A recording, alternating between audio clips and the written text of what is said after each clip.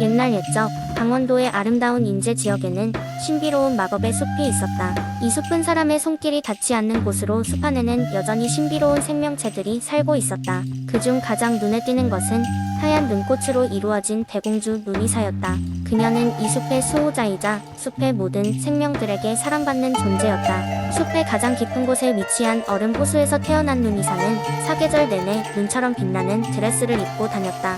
누니사는 우연히 인제 마을의 한 소년 지환을 만나게 되었다. 지환은 모험심이 강해 숲 깊숙이 들어왔다가 길을 잃었고 그를 발견한 누니사는 숲의 법칙을 무시하고 그를 도와주기로 마음먹었다. 그녀는 지환이 다치지 않고 돌아갈 수 있도록 도와주면서 서로의 이야기를 나누기 시작했다. 지환은 마을에서의 삶과 사람들의 꿈에 대해 이야기했고 누니사는 숲의 마법과 신비로운 생명체들에 대해 설명했다. 두 사람은 서로의 이야기에 빠져들며 친구가 되었고 지환은 마을의 삶을 이해하고 더욱 소중하게 여기게 되었다. 누니사는 지환 덕분에 인간 세상의 따뜻한 감정을 처음으로 느낄 수 있었다. 그러나 어느 날 인제를 덮친 거대한 눈사태로 인해 숲이 위험에 처하게 되었다. 얼음 호수가 깨지기 시작하며 숲 전역에 열매가 맺히지 않게 되고 모든 생명체들이 위협받게 된 것이다. 지환은 이러한 사실을 알고 숲을 구하기 위해 발벗고 나섰다. 지환은 마을 사람들에게 도움을 요청했고 마을 사람들과 함께 숲으로 달려왔다.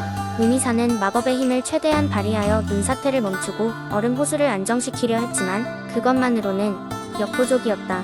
지환과 마을 사람들은 힘을 합쳐 호수 주위에 장애물을 설치하고 눈이 무너져 내리지 않도록 하여 숲의 환경을 지킬 수 있었다. 마침내 모든 노력이 결실을 맺어 겨울 내내 숲은 다시 평화를 되찾을 수 있었다. 이 사건을 계기로 숲과 마을은 더욱 끈끈한 관계를 맺게 되었고 누니사는 지환과 마을 사람들에게 더욱 깊은 고마움을 느꼈다. 숲을 구하는 과정에서 누니사는 자신의 마법의 힘이 공동의 이익을 위해 사용될 때 더욱 빛난다는 것을 깨달았다. 인제 마을은 매년 겨울 눈사태를 막기 위해 힘을 합쳤던 그날을 기념하며 눈꽃 축제를 열기로 했다. 사람들은 누니사와의 우정을 기리며 하얀 눈꽃 장식을 거리에 걸고 마을 곳곳에 밝은 불빛을 밝혀 따뜻한 분위기를 연출했다. 지환은 마을의 영웅으로 불리며 그는 매년 눈꽃 축제 동안 그때의 이야기를 사람들에게 전해주며 공동체의 중요성을 나누고는 했다. 이리하여 하얀 눈꽃 대공주 누니사와 인제 마을의 사람들은 서로의 삶에 없어서는 안 될 존재로 자리잡게 되었고 마법의 힘과 사람의 마음이 합쳐질 때 얼마나 큰 기적을 이룰 수 있는지를 깨닫게 되었다. 이렇게 인제의 마법 숲과 그 속에서 피어난 진정한 우정의 이야기는 오늘날에도 많은 사람들에게 전해지고 있다. 두 번째 이야기 옛날 옛적 푸른 바다와 아름다운 자연으로 둘러싸인 거제도에는 전설적인 작의 나무가 있었다고 합니다. 이 나무는 특별한 힘을 가지고 있었는데 그 힘은 마을 사람들에게 복을 내리고 바다에서의 안전을 지켜주는 것으로 알려져 있었습니다. 작의 나무는 거제도 중심부의 작은 숲속에 감춰져 자라고 있었고 오직 진정한 마음을 가진 사람만이 그 나무를 찾을 수 있었습니다. 마을 사람들은 저마다 중요한 일이 있을 때 나무를 찾아가 기도를 드리곤 했습니다. 나무에 도착한 사람들은 진주처럼 반짝이는 작의 조각을 발견할 수 있었고 작에는 사람들에게 행운을 가져다 주었습니다. 어느 날 한 소년이 있었습니다. 그의 이름은 민수였고 나이는 12살이었습니다. 민수는 선원인 아버지를 따라 바다로 나가고 싶어 했지만 두려움도 함께 가지고 있었습니다. 그래서 그는 작의 나무를 찾아내기로 결심했습니다. 마을 어른들에게서 전해들은 이야기들을 기억하며 민수는 숲 깊숙이 들어갔습니다. 숲은 무성하고 길을 잃기 쉬웠지만 민수는 마음을 다잡고 나무를 찾기 위한 모험을 계속했습니다. 몇 시간이 지나고 그는 드디어 작의 나무 앞에 서게 되었습니다. 나무는 그의 상상대로 아름답고 장엄했습니다. 민수는 나무 아래 앉아 진심을 담아 기도를 드렸습니다. 부디 용기를 주세요. 그리고 아버지를 바다에서 안전하게 지켜주세요. 그 순간 작의 나무는 은은한 빛을 내뿜으며 가지에서 작은 작의 조각을 떨어뜨렸습니다. 민수는 그것을 손에 쥐었습니다. 마음속에 따뜻함과 평화가 가득 차올랐고 그는 더 이상의 두려움을 느끼지 않았습니다. 그 이후로 민수는 바다에서 아버지를 도와 훌륭한 선원이 되었으며 자개나무의 전설은 계속해서 마을 사람들에게 전해졌습니다. 자개나무는 여전히 숲속 깊은 곳에서 자라며 진정한 마음을 가진 사람들을 기다리고 있었습니다. 누구든지 진실한 소망을 가지고 나아간다면 자개나무의 축복을 받을 수 있었습니다. 민수의 이야기는 시간이 지나도 거제도의 아이들에게 용기와 희망의 상징으로 남았습니다. 그리고 그들 역시 어느 날 자개나무를 찾아 모험을 떠나게 될 것입니다. 마음속 깊은 곳에 소망을 품고 말입니다. 세 번째 이야기 옛날 옛적 포항이 바다에는 푸른 물결이 끝없이 출렁이며 사람들을 행복하게 만들어 주었습니다. 이곳에는 바다와 달과의 특별한 이야기가 전해져 내려옵니다. 포항이 해변에는 젊은 어부인 준우가 살고 있었습니다. 준우는 매일 밤 바다로 나가 물고기를 잡으며 하루하루를 살아가고 있었습니다. 어느 날 밤 다시 바다로 나간 준우는 하늘에 빛나는 보름달을 보고 있었습니다. 그 달은 다른 날보다 유난히 밝고 가까워 보였고 준우는 달의 아름다움에 깊이 매료되었습니다. 그런데 그 순간 조용하던 바다가 갑자기 빛나기 시작하더니 한 여인이 물 위에 나타났습니다. 그녀는 달의 여신 루나였습니다. 루나는 준우에게 말했습니다. 이곳 바다에는 특별한 힘이 숨어 있어요. 바다가 저렇게 반짝이는 이유는 바로 그 힘 때문이랍니다. 나는 이 힘을 지키고 돌보는 역할을 하고 있어요. 혹시 당신은 이 힘을 느낀 적이 있나요? 준우는 자신도 모르게 고개를 끄덕였습니다. 그는 어렸을 적부터 포항이 바다와 달빛이 주는 편안함을 느끼고 있었기 때문이었습니다. 루나는 준우에게 미소 지으며 말했습니다. 나와 함께 이 힘을 보호해줄 수 있겠나요? 당신에게 특별한 임무를 맡기고 싶어요. 놀란 준우는 잠시 망설였지만 그저 사랑스러운 루나의 눈빛에 이끌려 그녀의 부탁을 수락했습니다. 그녀는 캄캄한 바닷속에서 깊고 푸른 보석을 꺼내준 후 그 보석이 바다와 달의 신비로운 힘을 간직하고 있다고 설명했습니다. 이 보석을 잘 간직하세요. 이 보석과 함께라면 당신은 포항이 바다에서 특별한 도움을 받을 수 있을 거예요.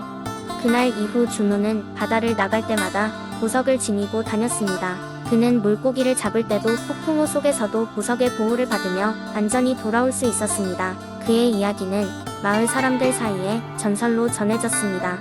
바다와 달은 언제나 그들을 지켜본다는 믿음이었습니다. 시간이 지나고 준우는 늙어갔지만 그의 전설은 여전히 사람들의 입에서 입으로 전해졌습니다. 포항이 바다는 여전히 아름답고 빛나며 마치 루나의 은혜가 여전히 오래도록 그들을 지켜주고 있는 듯 했습니다. 그렇게 포항이 바다와 달의 전설은 오랜 세월 동안 사람들의 가슴속에서 빛나고 있었습니다. 네 번째 이야기 옛날 옛적 한국의 동해안에는 바람의 마을이라 불리는 작은 마을이 있었습니다. 이 마을은 지금의 영덕 지역에 위치하며 맑고 푸른 하늘과 드넓은 바다가 조화를 이루던 곳이었습니다. 집집마다 풍력 발전기가 세워져 있었고 마을 사람들은 바람의 힘을 이용해 생활을 꾸려나갔습니다. 바로 이 마을에는 바람의 정령, 홍길동이 살고 있었습니다. 그는 바람을 조종할 수 있는 능력을 가지고 있었고 마을 사람들에게 활력을 불어넣어주는 존재였습니다. 하지만 그의 존재를 아는 사람은 거의 없었고 사람들은 그저 바람의 이치라고 여겼습니다. 어느 날 마을에 커다란 폭풍이 몰려왔습니다. 어찌나 강력한지 평생 바람과 함께 살아온 마을 사람들도 두려워할 만큼이었습니다. 나무들은 모조리 뽑혀나가고 바다의 파도는 하늘 높이 치솟았습니다. 흉흉한 날씨에 사람들은 집 안으로 몸을 숨겼고 마을은 금세 고요해졌습니다. 그때 어린 소녀 지혜가 홀로 숲속을 지나고 있었습니다. 그녀는 다른 아이들과 달리 자연을 사랑했고 늘 바람과 대화를 나누었기에 두려움을 느끼지 않았습니다. 하지만 바람은 너무도 강력했습니다. 결국 지혜는 거대한 나무 아래 깔릴 위기에 처하게 됩니다.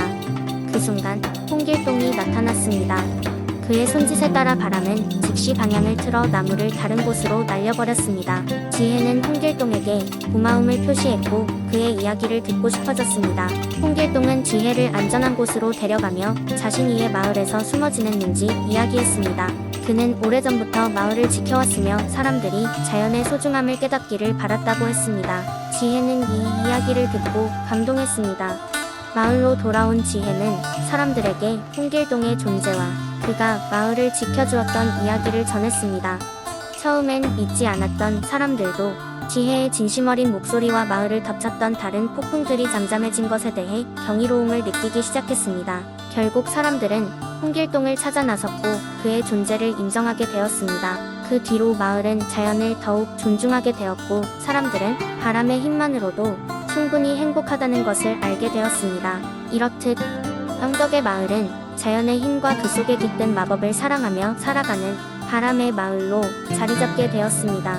그리고 그 속에서 전해지는 사람과 자연의 이야기는 계속해서 사람들에게 불려지고 있습니다. 5번째 이야기. 옛날 옛적 한국의 아늑한 마을 논산에는 풍요로운 농업과 아름다운 자연경관이 어우러져 있었습니다. 논산의 사람들은 농업에 열심히 종사하며 서로 돕고 지내는 따뜻한 공동체를 이루고 있었죠. 논산 근처의 숲에는 숱한 동물들이 살고 있었지만 그 중에서도 특히 지혜롭고 영리한 여우가 있었습니다. 이 여우는 숲속에서 가장 영린한 동물로 항상 자신의 지혜를 발휘하여 숲속의 친구들을 도와주곤 했답니다. 하지만 사람들 사이에서는 여우가 장난을 많이 친다고 소문이 나 있었습니다. 어느 날 한 농부가 논산 마을에 살고 있었습니다. 그는 작은 논을 가지고 있었고 가족을 부양하기 위해 열심히 일하고 있었죠. 하지만 올해는 가뭄이 심해 그의 논의 곡식이 잘 자라지 않았습니다. 농부는 걱정에 빠져 숲속을 거닐다가 우연히 여우와 마주쳤습니다. 여우는 농부의 고민을 눈치채고 다가가 말했습니다. 농부님, 무슨 일로 그렇게 근심이 가득한가요? 농부는 여우에게 자신의 사정을 이야기했고 여우는 이를 진지하게 들었습니다. 여우는 마음씨 착한 농부를 돕고 싶어졌습니다. 제가 도울 수 있는 것이 있을까요? 뭐라도 말씀해주세요. 여우는 제안했습니다. 농부는 잠시 망설이다가 만약 비가 올 수 있다면 참 좋을 텐데 라고 말했습니다.